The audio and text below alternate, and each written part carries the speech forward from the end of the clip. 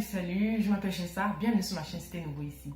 Alors ça c'est ma première vidéo de 2019, je suis un peu en retard là mais je suis tellement contente de pouvoir te souhaiter finalement une très bonne année. Alors dans cette vidéo aujourd'hui je vais parler de 10 habitudes à adopter selon moi afin d'atteindre tes objectifs plus facilement simplement. Parce que des fois nous sommes les premiers à nous mettre un caillou dans la chaussure et nous empêcher d'avancer. Donc d'accord, si cette vidéo t'intéresse, si c'est un sujet qui pourrait t'intéresser, je t'invite à continuer à regarder cette vidéo. Le premier point, c'est soigner son environnement, c'est-à-dire vivre dans un endroit qui est propre et bien rangé, de façon à ce que tes yeux peuvent voir, d'accord, que ce soit joli, que ce soit agréable à la vue et que ce soit surtout propre. Parce que j'ai remarqué que lorsque je me suis dans un environnement, quand il y a trop de désordre, quand ma fille a versé tous ses jouets partout, quand c'est chaotique, j'ai l'impression que je n'arrive pas à penser clairement quoi. Pourtant lorsque c'est rangé, c'est propre, tout est bien. Je dis pas qu'il faut devenir maniaque, hein, non, mais que ce soit quand même de façon grossière comme ça, de façon générale, que ce soit quand même rangé et propre. Voilà, je vois que ça c'est un des premiers points parce que ça augmente seulement ta productivité. Tu peux penser de façon précise, claire et tu peux être focus quand ton environnement est propre et bien rangé. Après, si c'est aussi joli à regarder, si c'est, je ne dis pas luxueux, mais pourquoi pas, c'est encore, alors, le deuxième point, c'est de faire quelque chose qui te challenge, c'est-à-dire lance-toi un défi tous les jours. Alors, dans mon cas, j'aimerais par exemple, durant cette année 2019, non seulement avoir un ventre plat, mais aussi avoir des six-packs. Yes, je les veux ces six-packs, ok? J'espère être en mesure de vous montrer un peu mon parcours et mes résultats à la fin d'année, j'espère. Mais toujours en est-il que tous les jours, je me mets à faire ces exercices-là qui me porteront vers cet objectif-là. Et pour moi, c'est un super challenge. Je n'ai jamais été une gym girl, cette fille-là qui est toujours en train de faire that's not me. Mais je me challenge et je me dis, tu peux y arriver, tu peux le faire, je ça, voilà. Ce ventre plat et ces plaquettes, tu les auras. Donc ça, c'est mon challenge par exemple. Et un autre challenge que j'ai aussi, c'est de manger mes verdures, mes greens, comme on dit, tous les jours. Pour moi, en hiver, c'est like, oh my gosh, c'est trop difficile pour moi parce qu'il fait froid. Donc tous les jours je me challenge à manger ces greens là. Donc une des façons que j'ai trouvé de le faire de façon plus facile, c'est de blend, c'est d'écraser toutes ces greens là. Si ça t'intéresse, si tu as besoin de cette recette par exemple, d'accord, je mettrai le lien juste là. Donc comme je disais, essaye de te lancer un défi tous les jours. Par exemple, ça peut être tu n'aimes pas trop lire, essaye par exemple de lire un livre par mois ou un livre tous les 2 mois. Anyways, quel que soit ton rythme, essaie de te challenger. Un truc que tu n'aimes pas trop, tu pourrais te découvrir des talents que tu ne soupçonnes même pas. Voilà, ça peut être la lecture, ça peut être, je sais pas trop, si tu es une personne un peu trop centrée sur soi-même, essaie de dire que tous les jours tu vas donner un compliment à une personne. Tu vas te représenter un rayon de soleil pour cette personne-là, pour cette personne-là tous les jours. C'est-à-dire, dis-toi que voilà, tu vas, alors que ce soit tes amis, tes collègues, tes parents, tes frères et sœurs, ou bien même des inconnus, dis-toi que tu vas leur dire un compliment. Tu vas dire à une personne ou à plusieurs, ça dépend de toi, un compliment tous les jours. Challenge-toi, fais quelque chose qui n'est pas dans ton habitude, qui te fait sortir un peu hors des sentiers battus. Dis-toi que tu peux, ne pas être la classique personne que tu connais, quoi. Essaie d'être différent en mieux. Okay.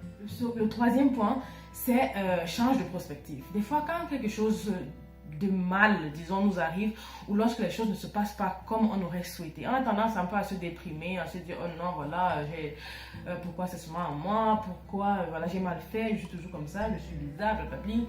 Ça, c'est la réaction tout à fait normale. Mais je t'invite à mettre pause et te dire, ok, d'accord, ça n'a pas marché comme je voulais, c'est vrai, mais est-ce que je peux regarder cette situation différemment? C'est-à-dire, est-ce que je peux changer de position? Juste pour voir si cette situation peut être appréhendée différemment.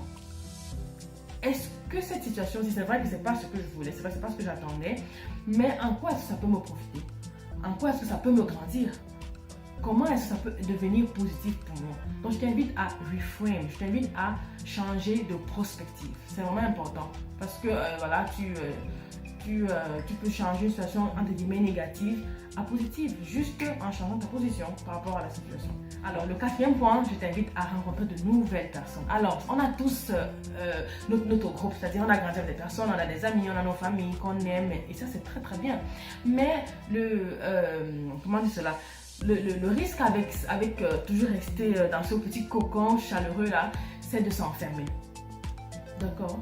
Donc je t'invite à rencontrer de nouvelles personnes. Et aujourd'hui avec Internet, on n'a même plus aucune excuse. On rencontre des personnes tous les jours, soit souriants, avenants, welcoming, gentils, et rencontre de nouvelles personnes. Moi sur Internet, je rencontre tellement de personnes. Je dis tellement. Et puis quand tu t'ouvres comme ça à d'autres personnes, je dis de façon bien sûr prudente, je ne dis pas qu'il faut aller se mettre là partout et au carrefour, voilà, donner tous ces détails, non, non, non. Mais quand même, te mettre dans une position d'accueil envers d'autres personnes. Et lorsque tu fais ça, ces autres personnes ont la possibilité de pouvoir ouvrir ton monde en fait. C'est-à-dire tu as la mentalité simplement juste plus ouverte, tu es plus au fait de ce qui se passe ailleurs, tu n'as pas juste ton vécu à toi, ok? Tu as la possibilité de pouvoir... Ah non, non, ça t'enrichit simplement. Ça t'enrichit. Le 5e point, c'est commence à être honnête avec toi-même. Ok?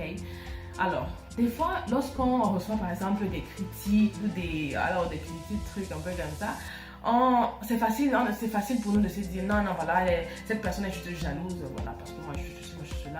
Mais il faut aussi dire que si déjà 5 personnes, en fait même 3 personnes viennent te dire la même chose par rapport peut-être à un de tes traits de caractère, à une habitude que tu as, peut-être, je dis juste peut-être, je ne suis pas certaine, mais peut-être elles ont effectivement raison. Peut-être ça devrait être un point, un sujet de réflexion pour toi. Tu peux commencer à te dire peut-être, I don't know, peut-être. Voilà, soit de dire, voilà, chez ça tu manges trop, voilà, tu manges trop de glace, tu manges, voilà, ça va bien pour ta santé. Ou de dire, non, non, moi je ne sais pas, je me suis en situation, voilà, tu es juste jaloux, je ne sais même pas pourquoi.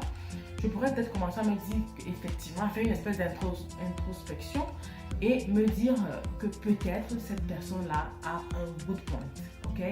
C'est-à-dire, commencer à être honnête avec soi-même, c'est le début de l'amélioration, en fait. On ne peut s'améliorer que si on reconnaît qu'on a éventuellement un problème, entre guillemets, parce que ça ne doit pas forcément être un problème. On peut le transformer en quelque chose toujours de positif. Donc, commence à être honnête avec toi-même par rapport à ta personne. C'est-à-dire, ne te cache pas, ne te dis pas non, non, je suis comme ça parce que, toujours à donner des raisons, je suis comme ça parce que, voilà. Non, non, non, non. Ce sont des excuses. Voilà, ça ne te justifie pas. On peut peut-être te comprendre mieux, c'est vrai, mais ça ne te justifie en rien parce que tu peux changer. Ok, le 6e point, c'est commence à être organisé et concentré pour atteindre tes objectifs. Qu'est-ce que j'entends par être organisé? Alors, moi, je réussis à être organisé en faisant des listes. C'est-à-dire, si par exemple, demain, qui est vendredi, j'aimerais faire, j'ai peut-être 6 tâches à faire, j'ai besoin de faire une liste de ces 6 tâches-là pour pouvoir être sûr de les accomplir. Un tip que je peux te donner par rapport à cette affaire d'organisation et de concentration, c'est de regarder moins de télé. Je me rends compte que la télé nous prend juste tellement de temps, quoi. C'est-à-dire, on passe tellement de temps devant cet écran-là. Mais des heures, hein, des heures et des heures. C'est-à-dire, quand tu arrives chez toi, n'allume pas la télé, laisse-la où elle est et concentre-toi sur ta liste. Sois organisé.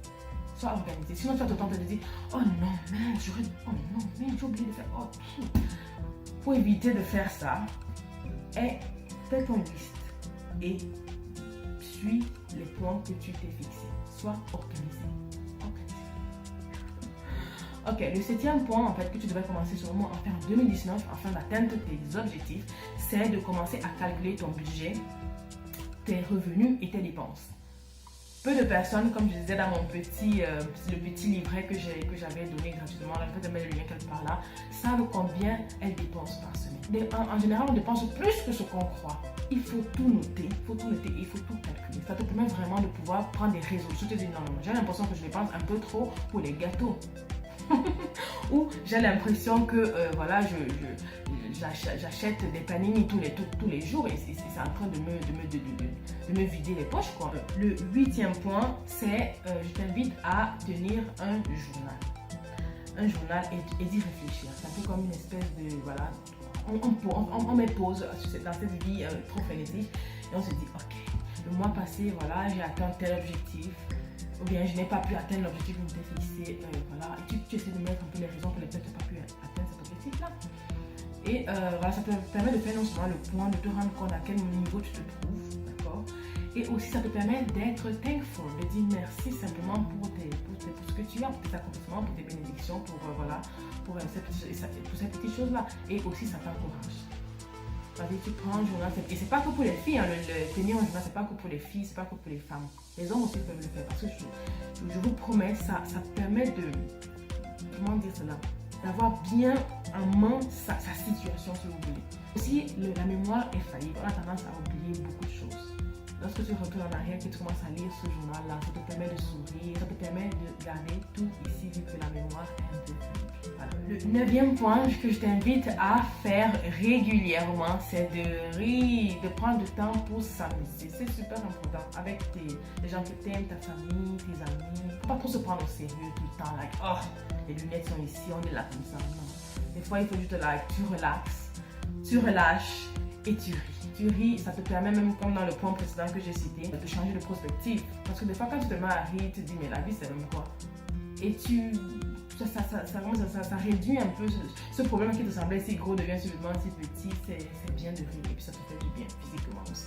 D'accord? Alors, la 10e habitude à adopter en 2019 pour atteindre tes objectifs, selon moi bien sûr, c'est d'apprendre à te lever tôt le matin.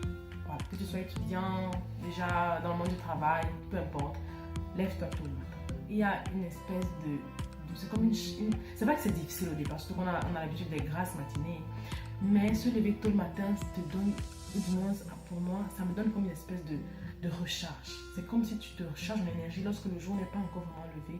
Tu es peut-être dans ta méditation, si tu es croyant, tu es dans ta prière, si tu es, I don't know, quelle que soit l'activité que tu fais en ce moment-là, et c'est en général un moment de paix, parce que c'est très très calme tôt le matin. Tu te recharges, tu fais le point, tu te dis, voilà, je vais faire ceci, je vais faire cela. Tu passes en revue les activités de ta journée. Voilà, on arrive déjà à la fin de cette vidéo. Les 10 points que je viens à peine de partager devraient t'aider dans tes projets d'entrepreneuriat et devraient t'aider aussi à ne pas être ton propre frein. Voilà, si tu as aimé cette vidéo, je t'invite à la partager, à la liker et aussi à télécharger le livret que j'ai mis au point gratuitement et qui s'intitule Comment épargner efficacement et se constituer un capital dont je mettrai le lien quelque part là. Donc voilà, je te dis merci et à bientôt. Bye.